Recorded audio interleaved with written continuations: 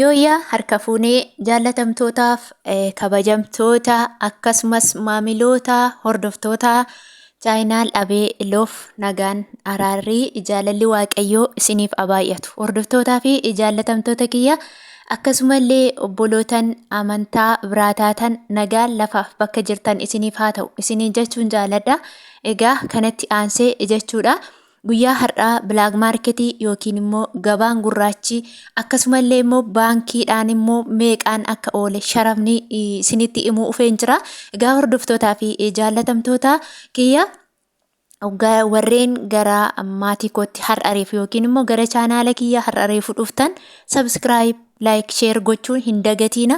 Sabskiraayib yoo godhattan ani yeroo hundumaa viidiyoo akka lakkisee yookiin immoo akka ani gadi gadhiiseetiin kallattumaan isin bira ga'a jechuudha.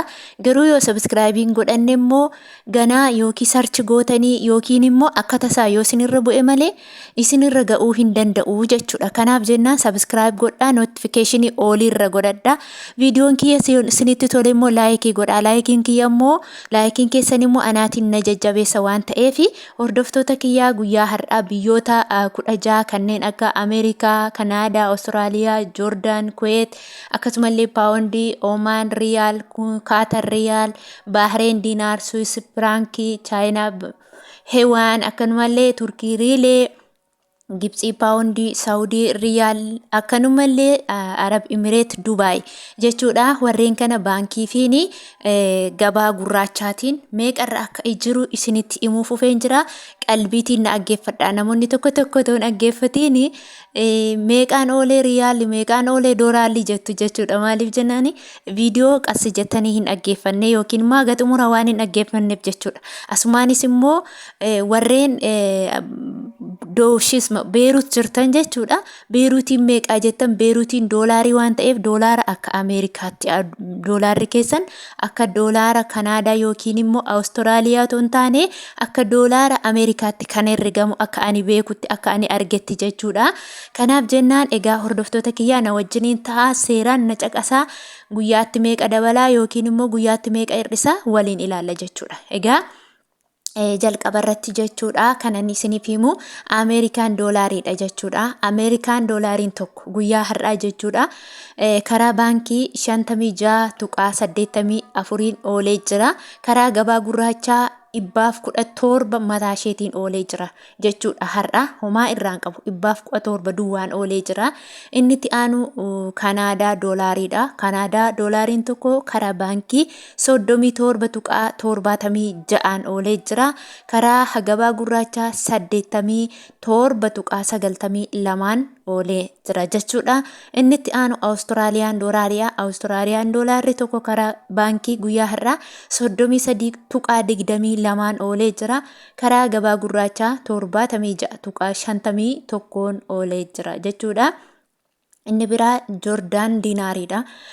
Joordaan Diinaariin tokko guyyaa har'aa karaa baankii 79.91 oolee jira.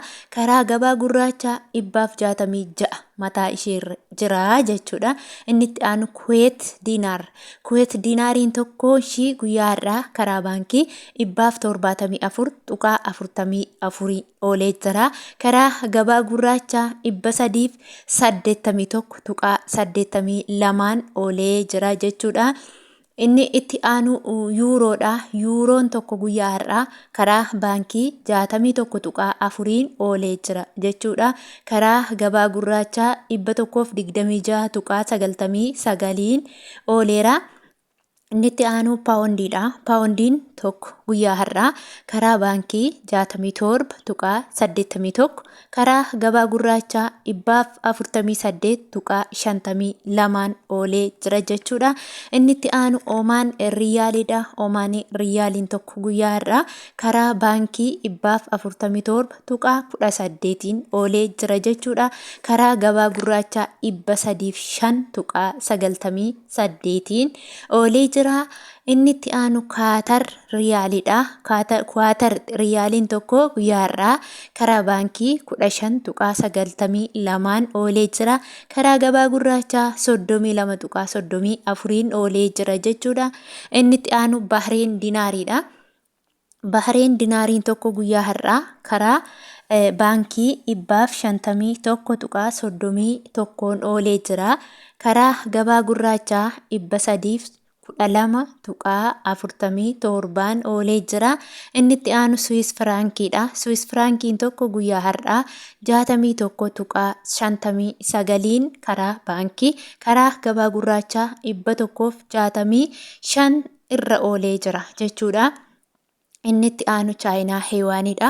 Chaayinaa Heewaaniin tokko guyyaa har'aa karaa baankii 7.0 ittiin oolee jira jechuudha. Karaa gabaa gurraachaa 16.32 oolee jira. Inni itti aanu Turkii Riileedha. Turkii Riileen tokko karaa baankii guyyaa har'aa 1.81 oolee jira. Karaa gabaa gurraachaa 3.82 oolee jira. Inni itti aanu Gibsii Paawundiidha. Gibsii Paawundiin tokko guyyaa har'aa 1.82 oolee jira. Karaa gabaa gurraachaa 3.79 oolee jira. Inni itti aanu Saawud Arabiyaa Riyaaliidha.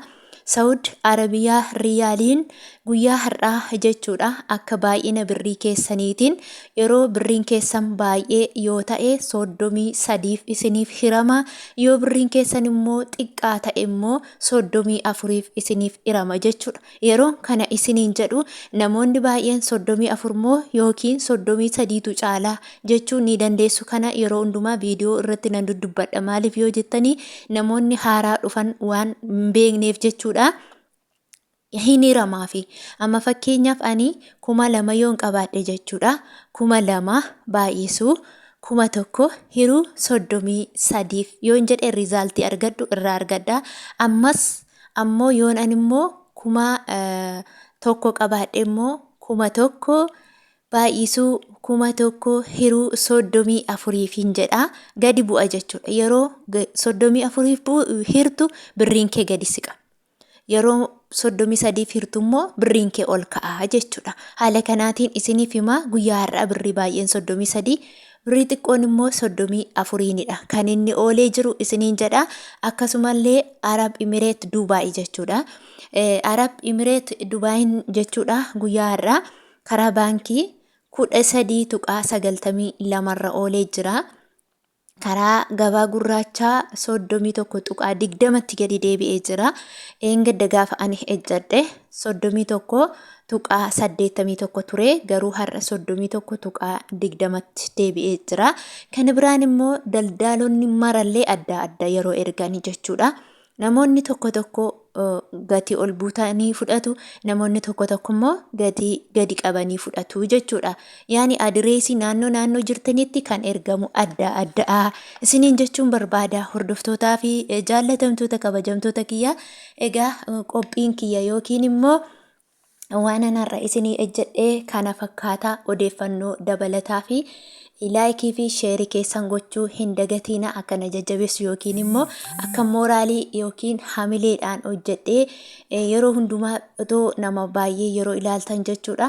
Warreen soddaa jalatti yeroo ilaaltanii namoonni baay'ee wal jajjabeessu yeroo hojjetanii wanta hojjetanitti nama gammachiisa yookiin immoo hamilee namaa ta'a isiniin jechuun barbaada. Galatooma. Yommuu inaaftonni asii fachi kaatu isin dubbatanii eeggoo gooftaan jedhee akkuma nagaatu koboori waaqayyoodha.